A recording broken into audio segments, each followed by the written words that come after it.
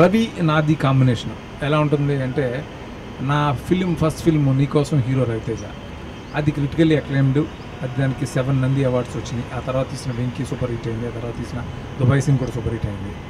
So మీ ఇద్దరు cinema చేయాలని చాలామంది కోరుకుంటూ ఉంటారు. ఇప్పుడు మా కాంబినేషన్లో సినిమా రావాలంటే మా ఇద్దరి మధ్య ఉండే కెమిస్ట్రీ కానీ ఇదంతా.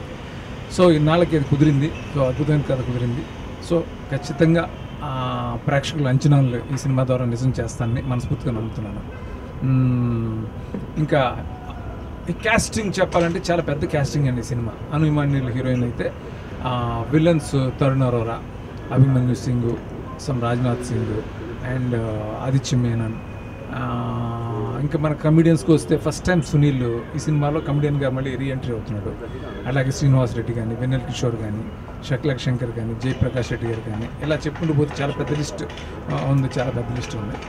సో ఇది ఈ అందరు సమిష్టి కృషితో మేము చేస్తున్న ఈ ప్రయత్నం పెద్ద హిట్ అవ్వాలని మనస్ఫూర్తిగా కోరుకుంటున్నాను. Thank you very much.